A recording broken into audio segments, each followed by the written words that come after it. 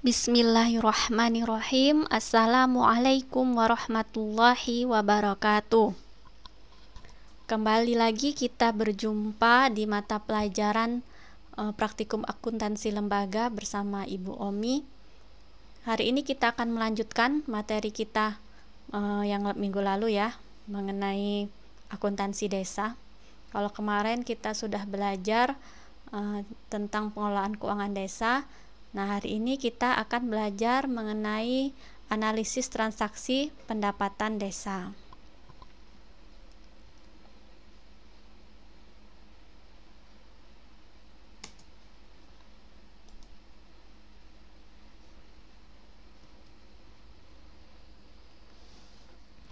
Ya, pengelolaan keuangan desa dimulai dengan tahap perencanaan. Pada tahap perencanaan, diajukan rancangan peraturan APB desa kepada bupati atau wali kota melalui camat. Setelah rancangan APB desa disahkan, dimulailah transaksi-transaksi desa ya. Jadi di sini jelas ya, transaksi-transaksi desa itu didahului dengan pembuatan APB desa. Perangkat desa yang bertugas melakukan penatausahaan pada transaksi-transaksi yang terjadi di desa adalah bendahara desa. Bendahara desa melakukan penatausahaan dengan membuat buku kas umum, buku kas pembantu pajak, dan buku bank. Nah, transaksi yang terjadi di desa ini ada 3 jenis ya. Kemarin juga sempat disinggung ya di pelajaran minggu lalu. Apa saja transaksinya? Yaitu transaksi pendapatan, transaksi belanja, dan transaksi pembiayaan. Transaksi pendapatan merupakan transaksi penerimaan dana ke dalam kas desa. Transaksi pendapatan inilah yang nantinya akan digunakan untuk membiayai belanja-belanja desa. Nah, hari ini kita akan mempelajari transaksi pendapatan dan cara melakukan pencatatannya. Oke, tadi sudah disinggung ya, transaksi-transaksi desa, pencatatan di desa ini diawali dengan penyusunan APB desa. Ibu akan jelaskan secara singkat saja ya. Ada beberapa prinsip dalam penyusunan APB desa. Yang pertama, sesuai dengan kebutuhan penyelenggaraan pemerintah desa. Yang kedua, tepat waktu sesuai dengan tahapan dan jadwal yang telah ditetapkan dalam peraturan perundang-undangan. Yang ketiga, transparan sehingga memudahkan masyarakat untuk mengetahui dan mendapat akses informasi seluas-luasnya tentang APB desa. Selanjutnya, partisipatif berarti melibatkan partisipasi masyarakat. Kemudian memperhatikan rasa keadilan dan kepatutan, tidak bertentangan dengan kepentingan umum, peraturan yang lebih tinggi, dan peraturan daerah lainnya. Nah, ini contohnya. Ini contoh ringkasan ya, ringkasan anggaran pendapatan dan belanja desa. Jadi ini namanya ringkasan sudah diringkas ya.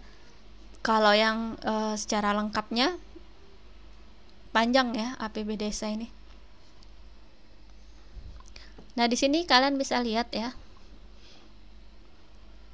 APB desa ini terdiri dari 3 poin utama seperti yang sudah dijelaskan sebelumnya ya. Jadi ada pendapatan desa ya. Ada 3 komponen ya, pendapatan desa, kemudian belanja desa, dan pembiayaan desa. Pendapatan desa ini terdiri dari pendapatan asli desa, pendapatan transfer, pendapatan lain-lain. Nah, di sini pendapatan asli desanya ada hasil usaha, swadaya, partisipasi dan gotong royong, lain-lain pendapatan asli desa yang sah. Ini jumlah anggarannya, ini contoh ya. Ini contoh pemerintah desa Buana Jaya. Nah, ini jumlah anggarannya.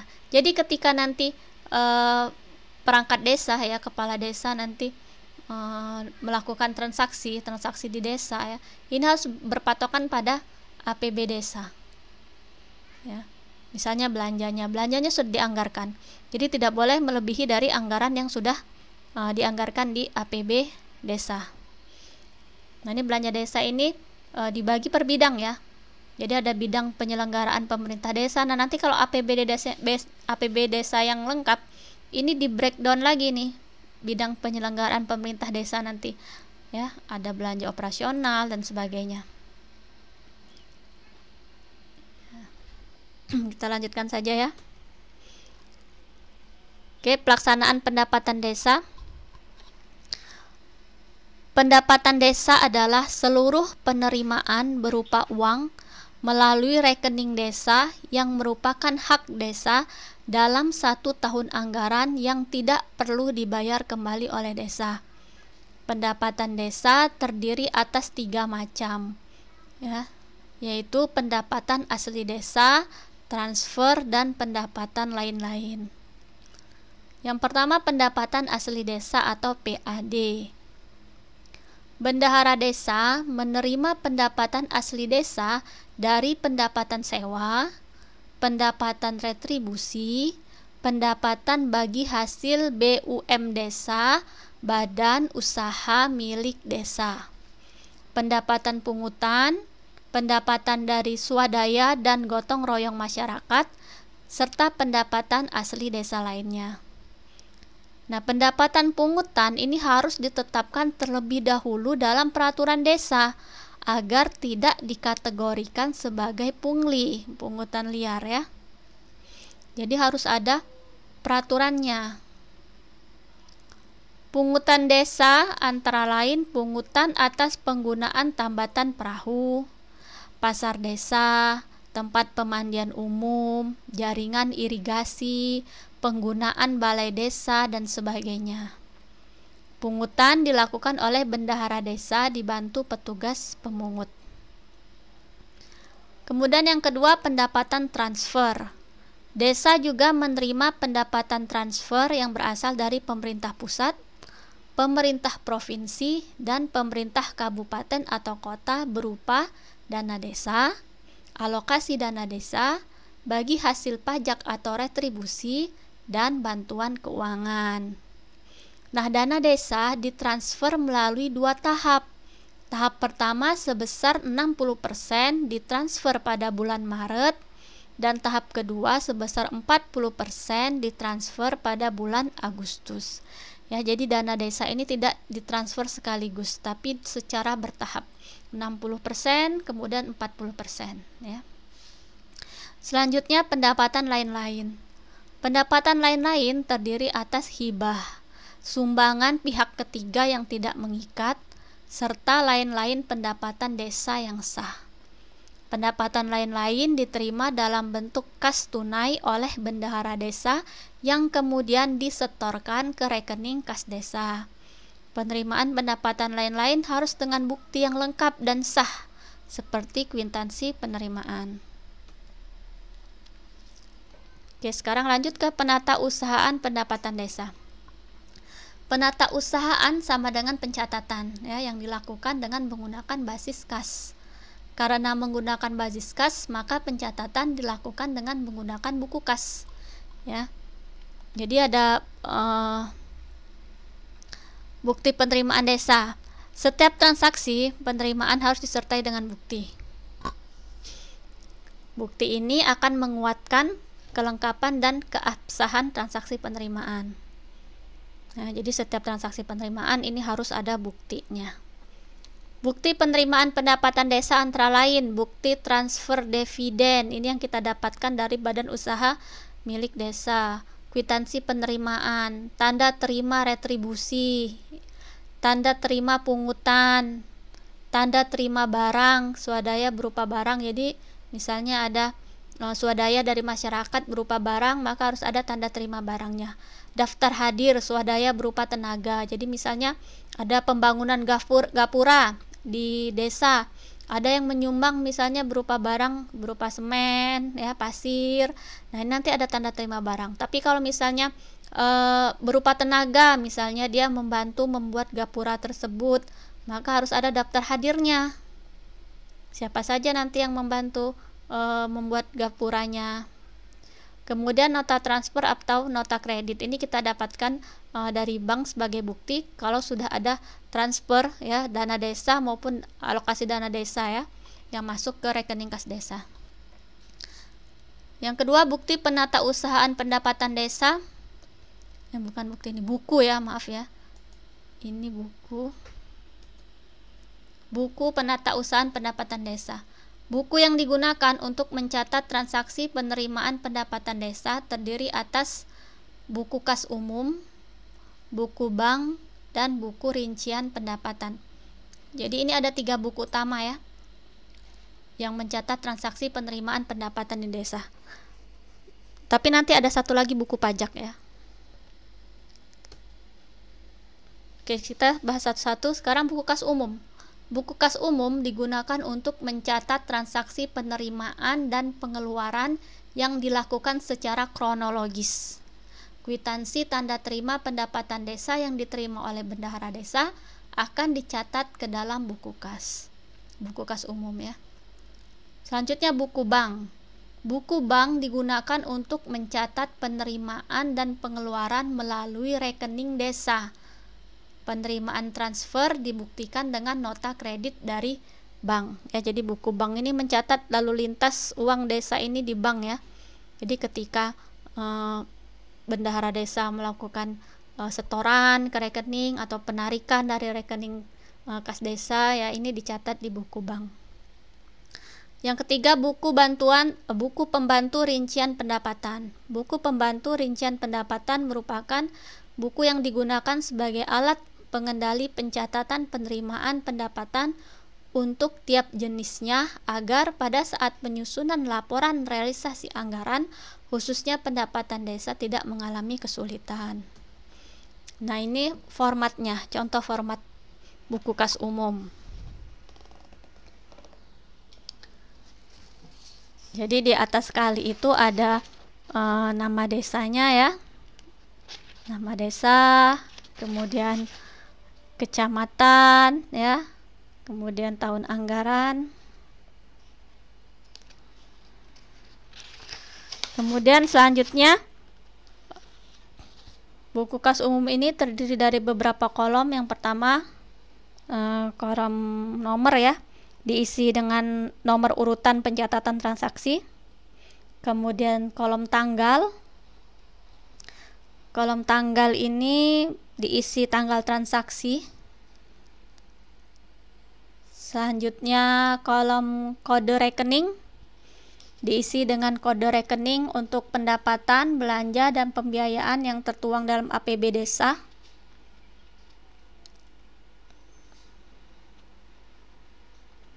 Untuk transaksi yang tidak mempengaruhi pendapatan, belanja, dan pembiayaan seperti pengambilan uang tunai dari bank, pemberian panjar, transfer kepada pihak ketiga, kode rekeningnya tidak perlu diisi nanti ya.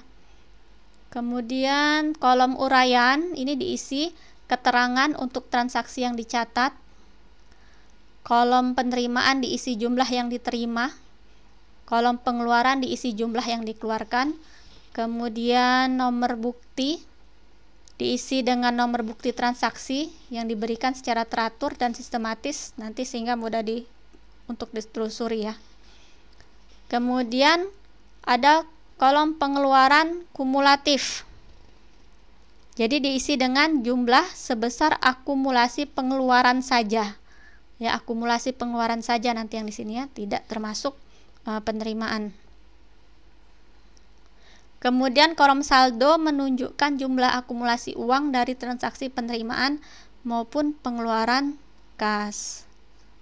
Jadi pada setiap akhir bulan nanti buku kas umum ini harus ditutup secara tertib dan ditandatangani oleh KUR keuangan ya, atau bendahara dan kepala desa. Nah, di sini ada tantangannya. Ya, jadi ini contohnya ya. Nah, kalau kita lihat di sini kan ada contoh dari format buku kas umum ya. Oke, selanjutnya ini buku bank desa. Ya, ini format buku bank desa. Jadi ada nomor, tanggal transaksi, uraian, bukti transaksi. Ini ada pemasukan ya, pemasukan ke rekening kas desa. Ada setoran ya, ada bunga bank, kemudian pengeluaran, kolom pengeluaran ya, ada penarikan, pajak, biaya administrasi, dan yang terakhir kolom saldo.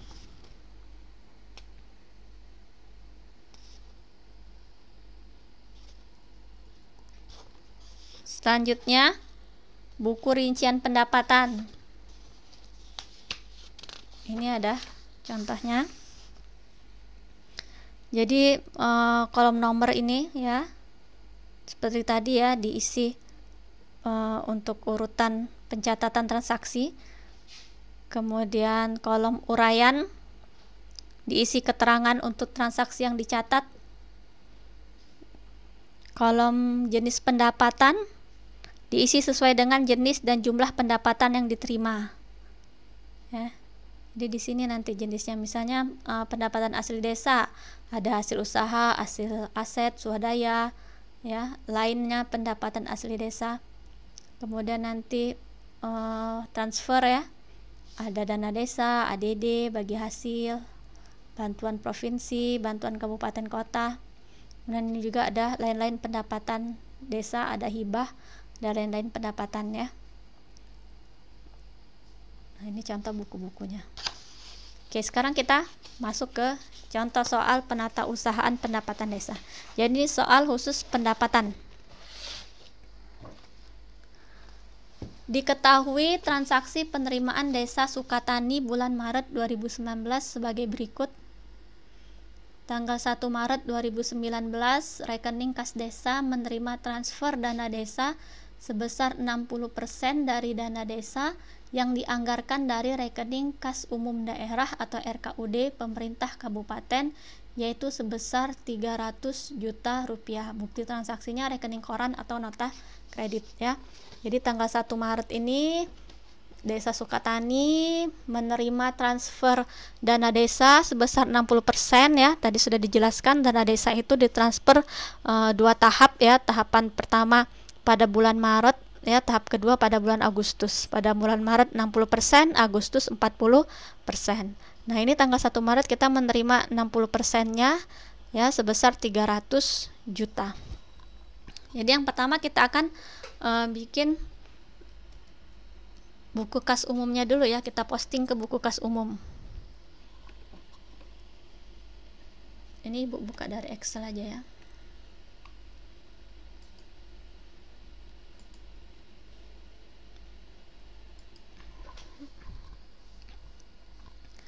Oke, yang pertama di sini ada saldo ya. Ada saldonya, saldo kas per 1 Maret 2019 40 juta. Ini dalam ribuan rupiah ya, 40 juta. Kita kembali ke soal tadi ya.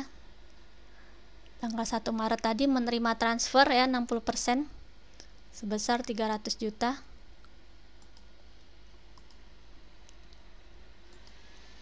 Bagaimana cara postingnya? Nah, ini.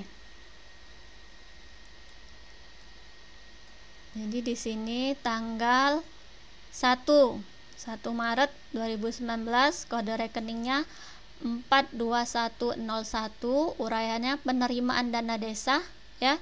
Kita posting di kolom penerimaan 300 juta. Nomor buktinya RK rekening koran ya. Saldonya menjadi 340 juta. Ini ya, 40 juta ini saldo awal ditambah dengan penerimaan dana desa 300 juta sehingga totalnya 340 juta. Ini transaksi yang pertama.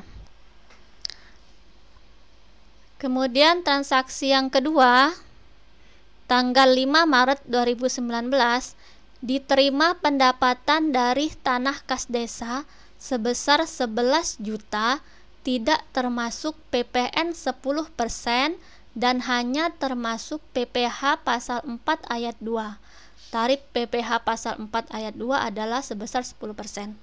Nah, jadi seperti ini ya soalnya ya. Desa Sukatani ini menerima pendapatan ya dari tanah kas desa sebesar 11 juta. Nah, di dalam uang 11 juta ini sudah ada pajak 10%. PPh pasal 4 ayat 2 ini ya sebesar 10%, tapi belum termasuk PPN. Nah, jadi ini kita akan memposting ya. Kita akan memposting nanti jumlah pendapatan tanah kas desa ya sebelum pajak, kemudian PPN-nya dan PPh-nya. Jadi 11 juta ini harus kita breakdown ya. Nah, perhatikan di sini ya. Jadi penjelasannya seperti ini. Nah, kita andaikan ya. Ya, kita andaikan Y ditambah Y ini pendapatan tadi ya, pendapatan tanah kas desa tadi Y, kita anggap sebagai Y. Ya. Ditambah Y dikali 10%. Ini PPh pasal 4 tadi ya. PPh pasal 4 tadi kan 10%. Y dikali 10% ini sama dengan 11 juta. Jadi di dalam uang 11 juta ini ada Y ya, ada pendapatan tanah kas desa ditambah pajaknya 10% ini tadi. 11 juta. Nah, kita mau cari dulu ya.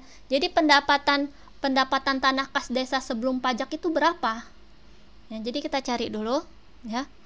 Ini pakai rumus matematika ya.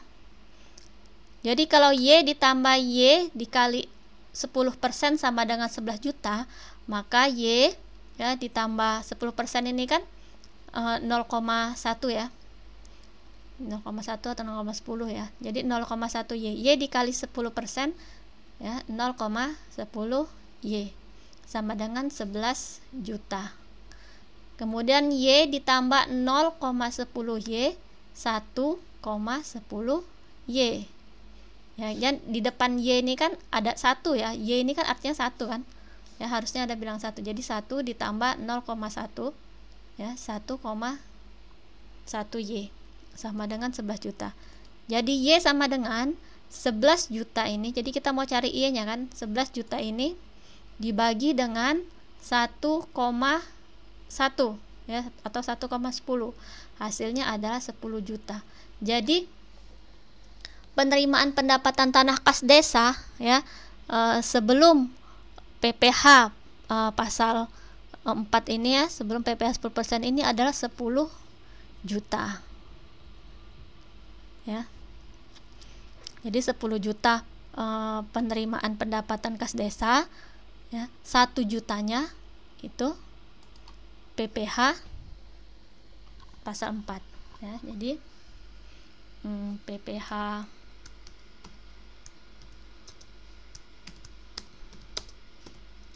pasal 4-nya sebesar 1 juta.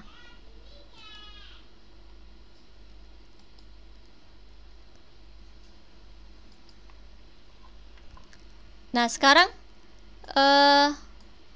pendapatan ini tadi ya belum termasuk PPN. Jadi kita harus hitung lagi berapa PPN-nya. Nah, PPN itu 10%. Nah, PPN 10%. Ya, jadi PPh tadi 10%, PPN 10%. Kalau PPh tadi termasuk ke dalam 11 juta ini ya, kalau PPN belum dihitung di dalam 11 juta ini. Berarti kita hitung lagi 10% dari 10 juta. Ya. Kan pendapatan desanya sebelum PPh kan 10 juta tadi kan. Ini kan sudah kita dapatkan. Nah, berarti 10% dari 10 juta berapa?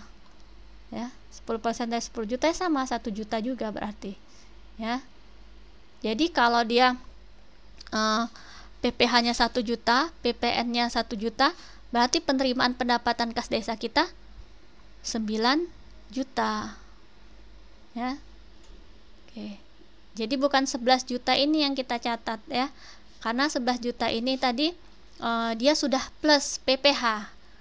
Jadi ketika kita keluarkan PPh-nya 1 juta ya, kita tulis sini 1 juta, berarti kan tinggal 10 juta nih. Nah, kita kurangkan lagi juga dengan PPN-nya 10%. Ya, 10% dari 10 juta 1 juta juga. Nah, sehingga penerimaan pendapatan tanah kas desa itu 9 juta. Ya, PPh 1 juta, PPN 1 juta. Jadi totalnya 11 juta. Oke, kita catat di kolom penerimaan ya. Nomor buktinya BKM 01. Saldonya ya. Saldonya 340 ini ya. Kita tambah dengan 9 juta, 349 juta. Tambah lagi dengan pajak 350 juta. Tambah lagi dengan PPN 1 juta, jadi 351 juta. Oke, selanjutnya transaksi tanggal 3. Disetorkan penghasilan dari tanah kas desa ke rekening kas desa. Ini penyetoran ya. Ini tidak dicatat di buku kas umum, nanti ini dicatat di buku bank. Jadi buku kas umum tadi untuk mencatat penerimaan dan pengeluaran ya. Nah, kalau setoran ini kan bukan pengeluaran tapi penyetoran uang ya dari bendahara ke rekening.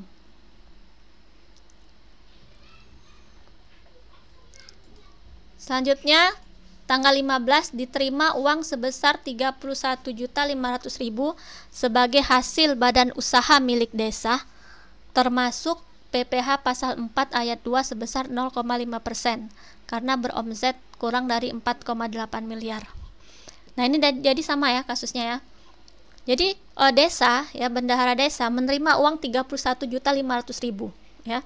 Nah, di dalam uang 31.500.000 ini sudah termasuk PPh.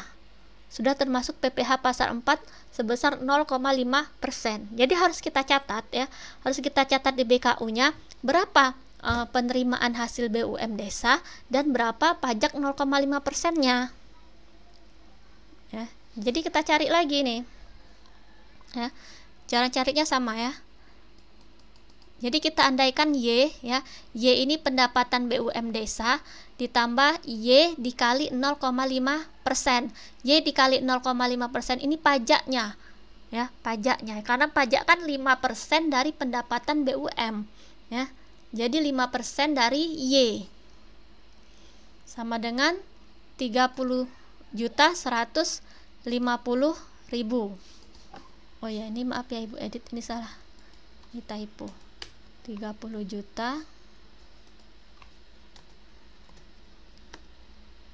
150.000.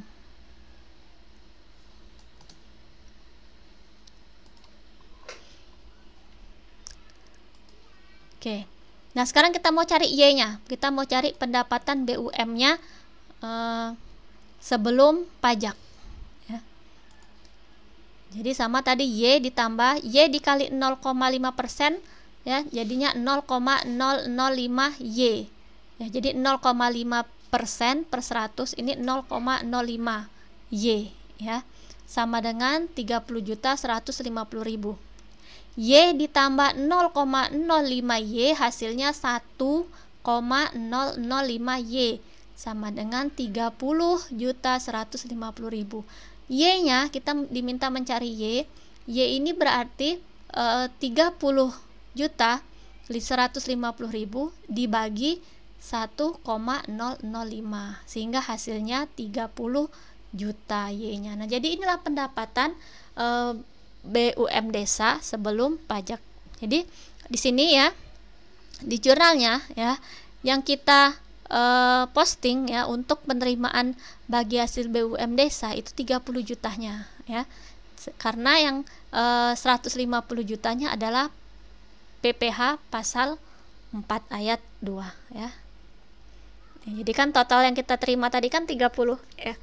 Total yang bendahara terima tadi kan 30.150.000 ya. Tadi sudah kita cari, ternyata BUM-nya pendapatan dari badan usaha milik desanya 30 juta.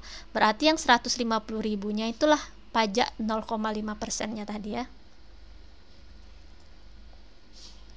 Jadi di sini ya kita catat penerimaan bagi hasil BUM desa 30 juta, nomor buktinya BKM 02 sehingga totalnya menjadi 381 juta ya. Jadi 351 juta ditambah 30 juta hasilnya 381 juta. Kemudian ditambah lagi dengan pajak 150 juta 381.150.000. Maaf ya, salah sebut Ibu tadi ya, pajaknya 150.000.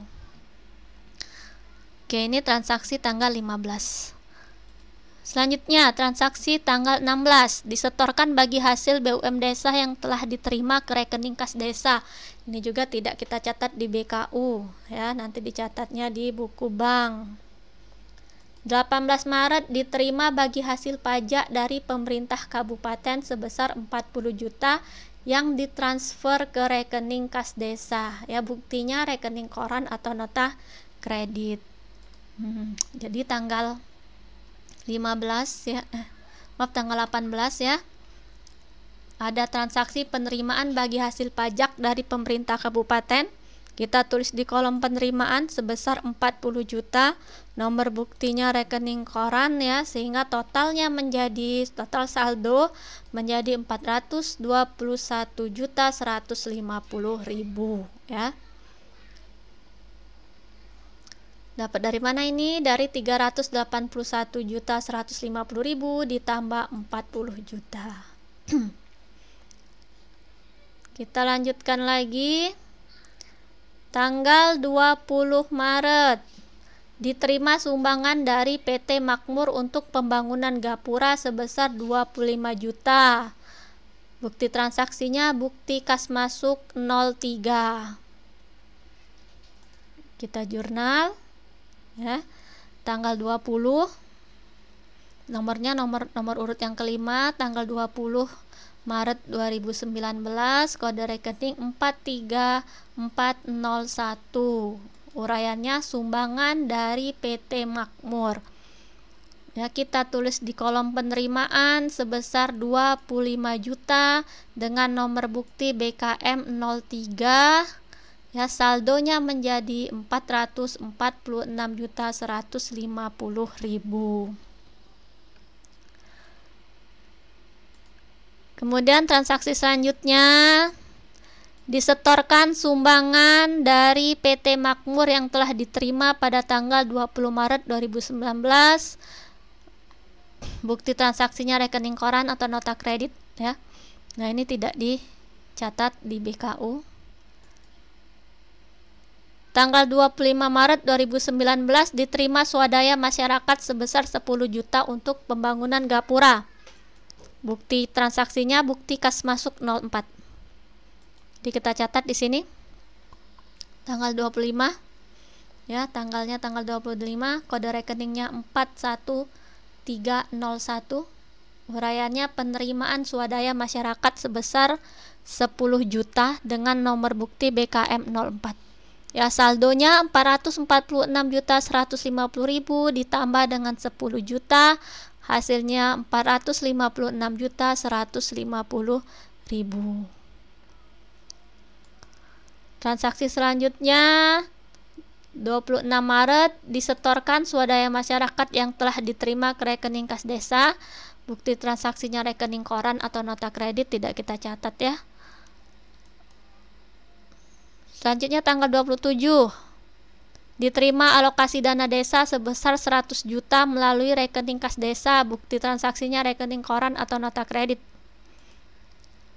Nah, ini ya, jurnalnya tanggal 27 Maret 2019, kode rekening 42301, uraian penerimaan alokasi dana desa ya, diposting di penerimaan 100 juta, nomor buktinya RK, saldo akhirnya menjadi 556 juta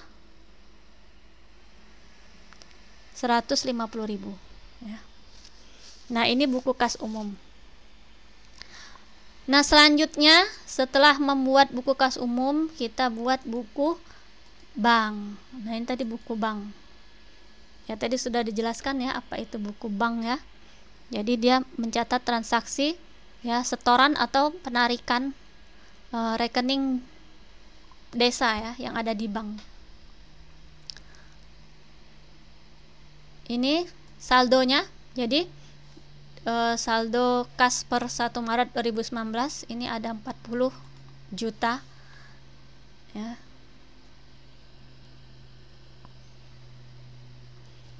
Kemudian tanggal 1 ada penerimaan dana desa 300 juta tadi ya, sesuai soal, atau bisa dilihat di BKU ini tadi nih. Tanggal 1 ini kan ada penerimaan dana desa yang langsung dari rekening ya. Nih kalau di soal nih, 1 Maret rekening kas desa menerima transfer. Jadi tanggal 1 ini ada masuk dana sebesar 300 juta ke rekening desa ya, ke rekening desa Sukatani ini sebesar 300 juta. Jadi di buku banknya kita catat penerimaan dana desa pada tanggal 1 Maret 2019 ya.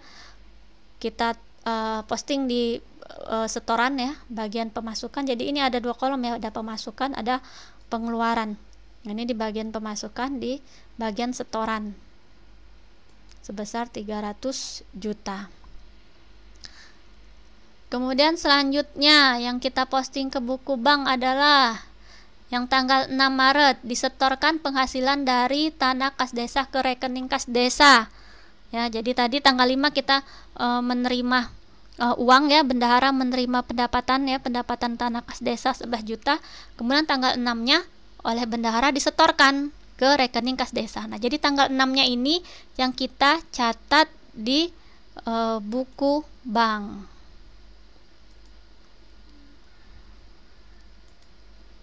Nih, yang kita catat di buku bank tanggal 6-nya ya. Penerimaan setoran hasil tanah kas desa ya, kita posting di kolom setoran sebesar 9 juta. Ya. Jadi yang ini yang kita catat 9 jutanya ini ya, penerimaannya ya, yang sudah dikurangi pajak. Jadi bukan 11 jutanya, karena di dalam 11 juta ini masih ada pajak PPN dan PPH. Jadi pendapatan realnya itu 9 juta. Jadi 9 jutanya yang kita tulis di buku bank ini. Yang ini yang kita setorkan. Kalau yang 2 jutanya tadi, pajak tadi, itu nanti akan kita setorkan ke kantor pajak. Ini ya. Jadi saldonya menjadi 349 juta. Tanggal 6. Selanjutnya kita lihat lagi tanggal 18. Tanggal 16 ya, tanggal 16 disetorkan bagi hasil BUM desa yang telah diterima ke rekening kas desa ya. Jadi tanggal 15-nya bendahara menerima BUM desa sebesar 30.150.000. Kemudian tanggal 16 Maretnya disetorkan ya, disetorkan ke rekening kas desa. Nah, yang dicatat adalah tanggal 16 Maretnya. Kalau yang tanggal 15 Maret tadi dicatat di BKU. Tanggal 16 Maret ini dicatat di buku bank ya. Ini jadi 16 Maret penerimaan setoran bagi hasil BUM desa, uraiannya ya. Kemudian kita posting di bagian setoran ya, di kolom setoran sebesar 30 juta ya. Jadi nih kita lihat lagi ya. Nah, yang kita posting yang ini yang 30 juta, pajaknya tidak ya. Karena yang kita setorkan ke bank itu yang 30 jutanya ya. Pajak tidak disetorkan ke bank, nanti disetorkan ke kantor pajak. Nah, jadi ini buku banknya kita lihat lagi ya, 30 juta jadi yang kita posting. Saldonya menjadi 379 juta.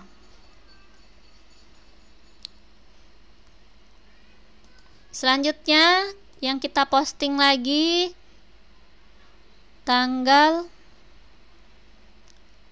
21. Oh ini ya, tanggal 18 dulu ya. Diterima bagi hasil pajak dari pemerintah kabupaten sebesar 40 juta yang ditransfer ke rekening kas desa. Nah, ini ya, yang ditransfer ke rekening kas desa nih, tanggal 18. Jadi di sini tanggal 18 uraiannya penerimaan bagi hasil pajak dari pemerintah kabupaten ya. Diposting di kolom pemasukan bagian setoran sebesar 40 juta ya. Sehingga saldo kita, saldo desa ini bertambah lagi menjadi 419 juta. Selanjutnya tanggal 21 Maret disetorkan sumbangan dari PT Makmur yang telah diterima pada tanggal 20 Maret. Ya, jadi tanggal 20 Maret bendahara menerima sumbangan ya dari PT Makmur 25 juta tanggal 21 Maretnya bendahara menyetorkan sumbangan tadi ke rekening kas desa ya. Jadi jurnalnya tanggal 21 Maret uraiannya penerimaan setoran sumbangan dari PT Makmur ya. Jumlahnya 25 juta diposting di kolom setoran. Sehingga saldonya menjadi 444 juta rupiah. Kita lanjutkan lagi. Kita cari lagi yang penyetoran tanggal 21 Maret ya. Sudah tadi ya, 21 Maret sudah. Nah, tanggal 26 Maret disetorkan swadaya masyarakat yang telah diterima ke rekening kas desa. Nah, jadi tadi tanggal 25-nya bendahara menerima swadaya masyarakat 10 juta ya untuk pembangunan gapura. Tanggal 26 Maretnya bendahara menyetorkan uang tadi ke rekening kas desa. Berarti uang yang disetorkan adalah sebesar 10 juta ya. Jurnalnya tanggal 26 Maret 2019, uraiannya penerimaan setoran swadaya masyarakat ya. Nilainya 10 juta, kita posting di bagian pemasukan kolom setoran sehingga saldonya menjadi 454 juta rupiah. Kemudian yang selanjutnya, yang terakhir 27 Maret 2019 diterima alokasi dana desa sebesar 100 juta melalui rekening kas desa. Nah, jadi alokasi dana desa ini langsung disetorkan ya, ditransfer ke rekening kas desa sehingga dia menambah jumlah rekening desa tersebut yang ada di bank ya. Maka yang tanggal 27 Maret ini juga diposting di buku bank. Tanggal 27 Maret 2019 uraiannya penerimaan alokasi dana desa jumlahnya sebesar 100 juta. Sehingga saldo akhir ya buku bank desa ini pada tanggal 27 Maret saldonya 554 juta. Ini buku bank desa. Selanjutnya ada buku pembantu. Buku pembantu pendapatan. Ibu edit dulu.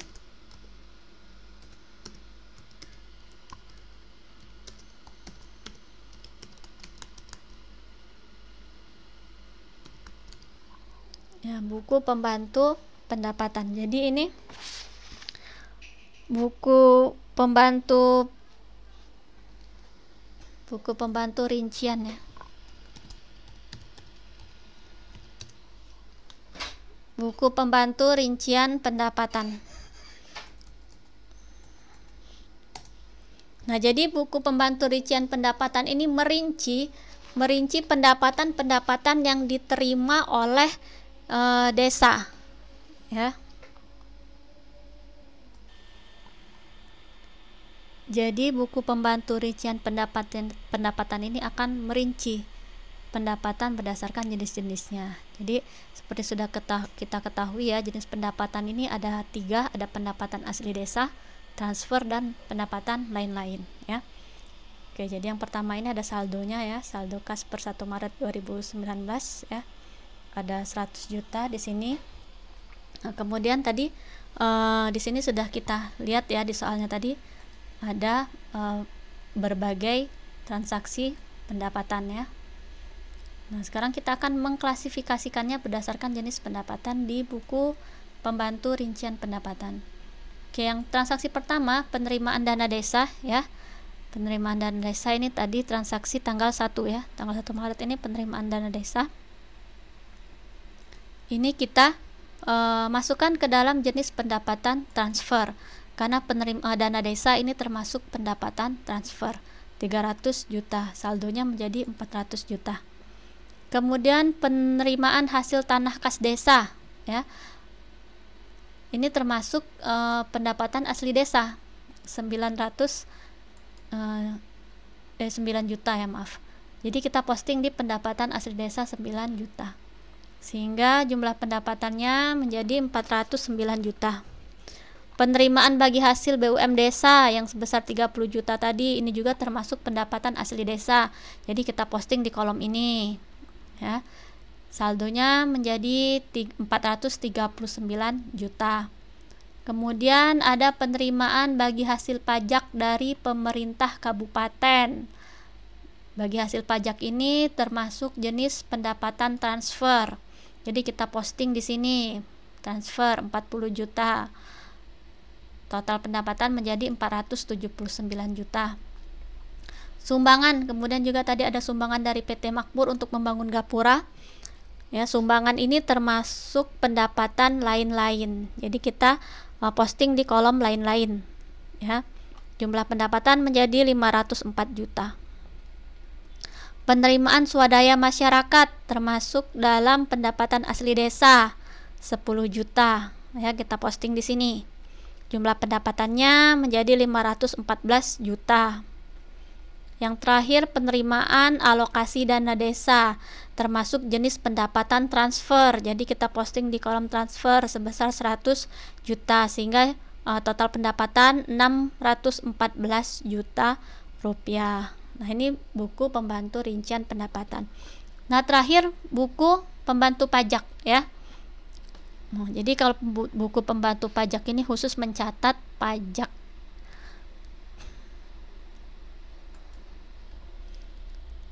Ini belum Ibu edit buku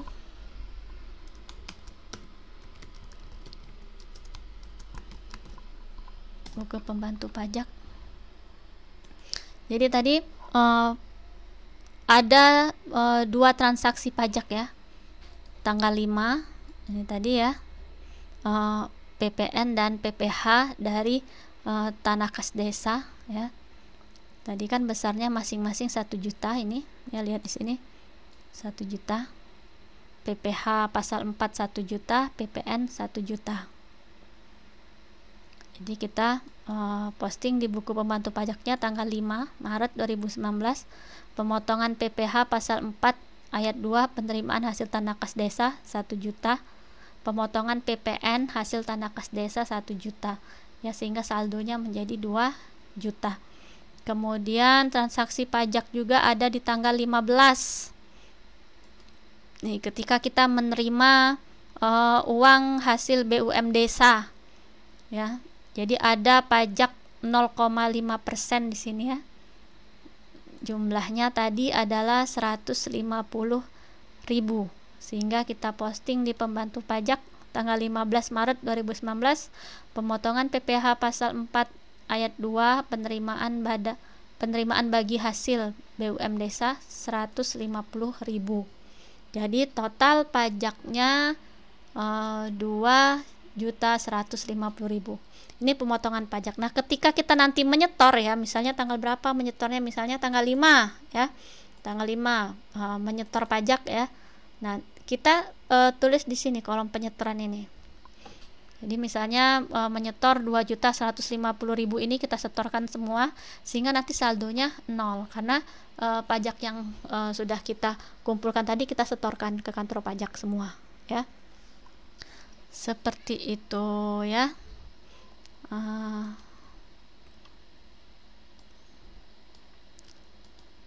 Jadi itu saja ya materi Ibu hari ini ya tentang penatausahaan pendapatan desa. Semoga kalian bisa memahami apa yang Ibu sampaikan ya. Terima kasih atas perhatiannya. Assalamualaikum warahmatullahi wabarakatuh.